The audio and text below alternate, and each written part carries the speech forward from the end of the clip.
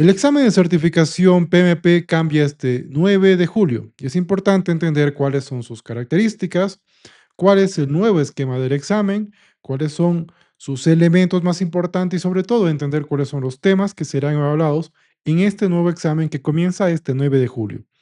De esta manera, en este video vamos a analizar el esquema de contenido del examen y vamos a ver cuáles son esas características y nuevos elementos que contiene el examen PMP en esta nueva versión. Mi nombre es Marco Calle y en este canal me dedico a hablar acerca de temas de gestión de proyectos y también de los exámenes de certificación PMP, CAPM y PMI-ACP. Así que si estás estudiando para estas certificaciones, puedes revisar marcocalle.com, en donde podrás encontrar cursos, simuladores y adicionalmente podrás participar en nuestras sesiones quincenales de estudio. Todos los enlaces los podrás encontrar en la parte baja de este video. Ahora comencemos a analizar cuál es la nueva estructura del examen de certificación PMP para este 2026. Y para eso vamos a analizar algún punto fundamental. Y es que los dominios, que son básicamente esos temas generales dentro del examen, son los dominios de personas, procesos y entorno de negocio.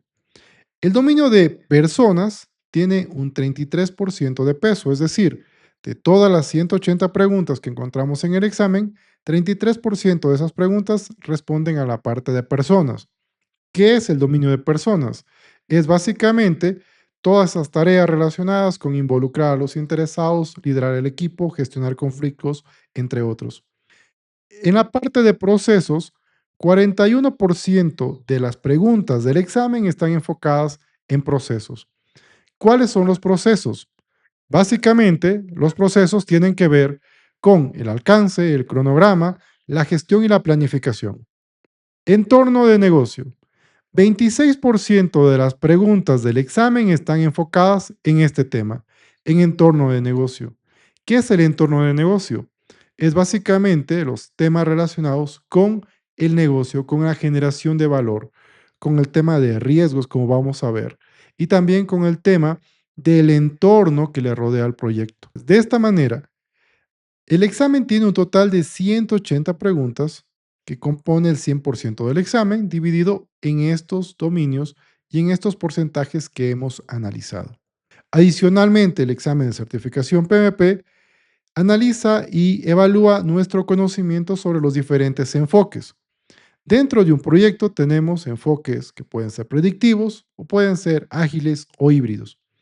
Los enfoques predictivos tienen papel o tienen relevancia en el examen y el 40% de las preguntas que encontraremos en el examen están enfocadas en la parte predictiva. La parte predictiva es básicamente la planificación de todo el proyecto desde el inicio. Hay proyectos que los podemos planificar desde el inicio, como por ejemplo la construcción de un edificio o la construcción de una vivienda o un puente.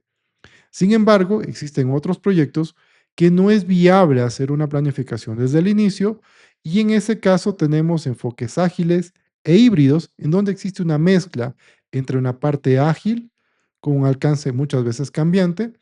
Unimos estos dos elementos, estos dos mundos y tenemos un enfoque híbrido. 60% de las preguntas del examen estarán enfocadas en la parte ágil e híbrida. Como vemos, existe una gran parte o una parte muy importante del examen relacionada con la parte ágil e híbrida. Necesitamos entender y conocer esto. Ambos enfoques, tanto la parte predictiva como la parte ágil e híbrido, se mezclan a lo largo de los diferentes dominios. Es decir, en el dominio de personas tendremos enfoques predictivos, ágiles o híbridos, igual en el dominio de procesos y en entorno empresarial. Cuando pensemos en el examen de certificación PMP, siempre tenemos que tener en mente el ECO, que es el esquema de contenido del examen o Exam Content Outline. Este es el documento oficial que PMI tiene en el cual se define exactamente qué elementos entran en el examen, es decir, es el temario básicamente.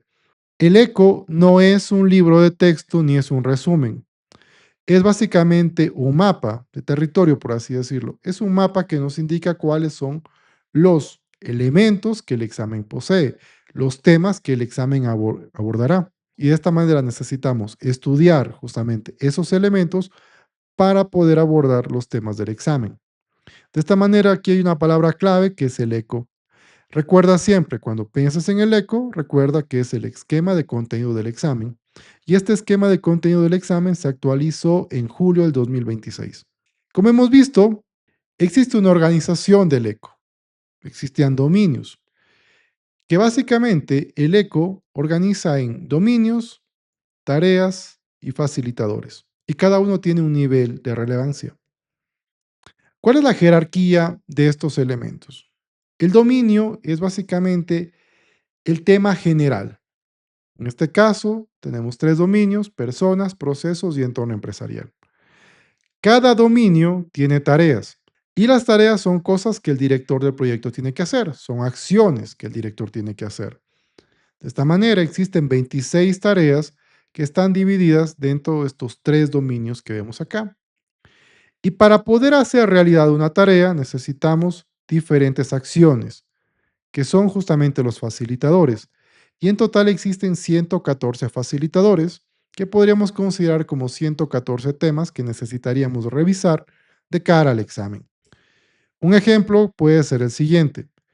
Si pensamos en el dominio de personas, una de las tareas que tiene el director del proyecto, este es el director del proyecto, el director del proyecto tiene como tarea liderar al equipo de proyecto. ¿Cómo logra liderar al equipo de proyecto? Haciendo una serie de actividades. Entre ellas tenemos la de determinar un estilo de liderazgo apropiado, es decir, definir cuál es el mejor estilo de liderazgo con base en el equipo que tengo. Este es un facilitador. Es básicamente la acción que hace. El ECO denomina al facilitador como un ejemplo ilustrativo de lo que abarca la tarea. La manera más fácil de entender un facilitador es como aquella acción que hago para poder cumplir la tarea. Si quiero liderar, necesito entender cómo lidero. Si quiero gestionar un conflicto, que es una tarea, necesito identificar cuál es la causa raíz de ese conflicto. De esta manera, los facilitadores son esa manera, son esa forma, son esos ejemplos que nosotros aplicamos para poder lograr que la tarea se realice, que podamos generar o realmente que esa tarea se haga, que es la tarea que tiene el director.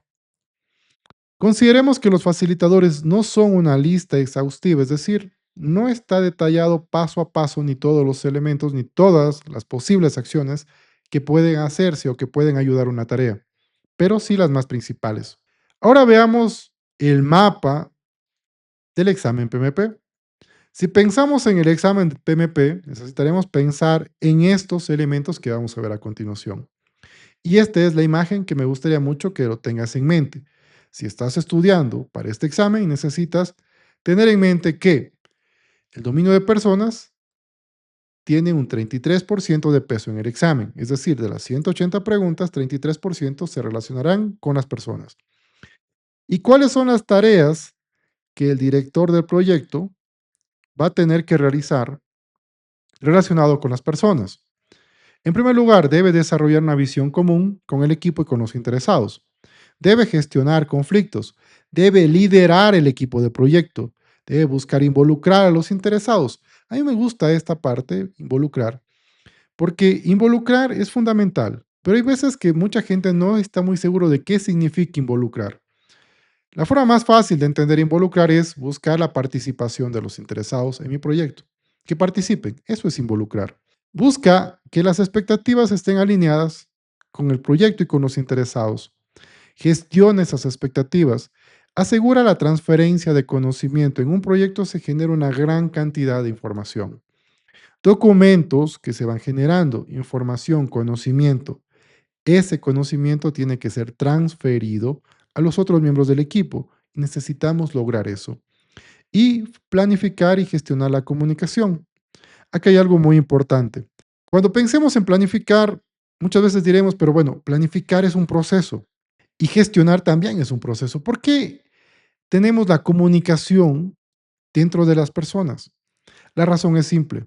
Si nosotros buscamos involucrar a un interesado, si buscamos liderar, si buscamos alinear o gestionar las expectativas y también asegurar la transferencia de conocimiento, necesitamos comunicar.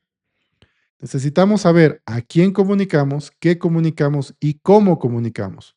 Eso significa planificar y ejecutar la comunicación, porque gestionar es ejecutar. De esta manera, tenemos 8 tareas que componen el dominio de personas. Y estas tareas son lo que el director de proyecto tiene que hacer. Yo como director de proyecto necesito hacer estos elementos. Tengo que saber cómo hacer estos elementos, estas tareas. Tengo que saber cómo cumplirlas, cómo desarrollar la visión, cómo gestionar conflictos, cómo liderar equipos, etcétera. El siguiente dominio tiene un 41% de peso, como hemos visto, y es el de procesos. Y cuando nosotros pensemos en procesos, son aquellos procesos que el director del proyecto tiene que realizar. Entre ellos, tiene que poder desarrollar y planificar y generar un plan de dirección de proyecto, de integración del proyecto. Un plan que integre todos los elementos que el proyecto tiene. Tiene que desarrollar y gestionar el alcance, entregar el valor que el proyecto genera, desarrollar y planificar y gestionar los recursos, las adquisiciones, finanzas, la calidad del cronograma. Tiene que evaluar el proyecto. ¿Esto qué significa? Ver cómo está el proyecto yendo, compararlo planificado con lo ejecutado, es decir, hacer un monitoreo y control y finalmente gestionar el cierre. Cuando nosotros pensemos en planificar, es generar ese plan que vamos a seguir. Y cuando pensemos en gestionar, es ejecutar ese plan. Y como vemos, todos estos elementos están relacionados con una planificación y una ejecución de ese plan. Tenemos 10 tareas enfocadas en los procesos que el director del proyecto tiene que hacer. Y finalmente, el dominio de negocios o de entorno de negocio o de entorno empresarial. 26% del examen tiene preguntas relacionadas con estos temas. ¿Cuáles son las tareas que el director del proyecto tiene que hacer relacionados con el negocio? Tiene que establecer la gobernanza, es decir, establecer justamente esas políticas que el proyecto seguirá. Muchas veces, o la mayoría de los casos, las políticas de proyecto se basan en la política de la organización. Por eso pertenece esto al dominio del negocio. No es solo del proyecto, es de toda la organización. El director del proyecto tiene que entender que el proyecto forma parte de una organización, de una empresa, y que ese proyecto tiene objetivos que van enlazados con esa empresa. Y eso es la gestión y ese es el dominio de negocio. Hacer ese match entre el negocio y el proyecto. Y las gobernanza ayuda justamente a establecer cuáles serán esos elementos que vamos a respetar y que nos van a guiar hacia una toma de decisiones. Adicionalmente, tenemos que gestionar el cumplimiento. ¿El cumplimiento de qué? El cumplimiento de normativas, de leyes, de regulaciones que el proyecto tenga, adicionalmente de las regulaciones dentro de la misma organización. Gestionar y controlar los cambios. En un proyecto existirán cambios, pero ¿cómo los vamos a gestionar? ¿Cuál será el proceso a seguir? Eso lo hacemos acá. Eliminar los impedimentos y gestionar los problemas. Eliminar los impedimentos es fundamental. Eso permite que el equipo y el proyecto pueda avanzar y gestionar los problemas. Cuando un problema se genera, lo que hacemos es trabajar para que ese problema pueda ser resuelto. Planificamos y gestionamos los riesgos y esto es muy interesante porque vemos que los riesgos aparecen no en procesos, sino aparecen en el negocio. ¿Por qué los riesgos están en el negocio? La razón es muy simple. Los riesgos son el único elemento del proyecto que pueden hacer en el proyecto, pero ese riesgo puede escalar. Puede escalar del proyecto al programa, que es un conjunto de proyectos. Puede escalar al portafolio, que es un conjunto de proyectos y programas. Y podría escalar a la estrategia. Los riesgos tienen el potencial de ser positivos o negativos. Un riesgo puede generar un gran beneficio cuando es tratado efectivamente y cuando es un riesgo positivo, o puede causar un gran perjuicio cuando es un riesgo negativo. Y este perjuicio no se quedaría, o este beneficio no se quedaría solo a nivel de proyecto, sino puede escalar a nivel programa o a nivel portafolio, o inclusive afectar a toda la organización. Por eso los riesgos no están solo en el programa, sino están en el negocio. Necesitamos analizar los riesgos considerando todo, considerando cómo afectaría este riesgo a toda la organización, al valor y al negocio. La mejora continua también es un elemento que se analiza dentro de este dominio, porque la mejora realmente es una mentalidad que nace desde la alta cúpula, desde los jefes hasta los mandos medios y finalmente a toda la parte de la organización. El director del proyecto tiene que apoyar el cambio organizacional. Nosotros impulsamos el cambio, apoyamos el cambio y lideramos el cambio, fundamental. Adicionalmente, evaluamos los cambios en el entorno externo. Los proyectos no están aislados. Los proyectos van a depender de qué? De políticas, de leyes, del medio ambiente, de diferentes actores que no están ni en el proyecto ni en la organización, sino que están afuera. Por ejemplo, existen casos en los cuales, si nosotros estamos trayendo maquinaria y hay un cambio en el dólar, pues nos va a afectar. Si estamos haciendo un proyecto y existe un cambio de regulación o una normativa cambia, nos va a afectar el proyecto. De esta manera, los elementos externos, como pueden ser la política, las regulaciones, el tema legal, el tema ambiental, y el tema tecnológico nos pueden afectar a nuestro proyecto y tenemos que estar muy atentos a eso.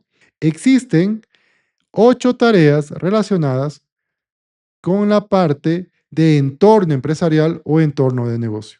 De esta manera hemos revisado y hemos analizado cuáles son los elementos más importantes del ECO y este mapa que nos ayuda a entender el examen PMP 2026. Saludos y nos vemos en el próximo video.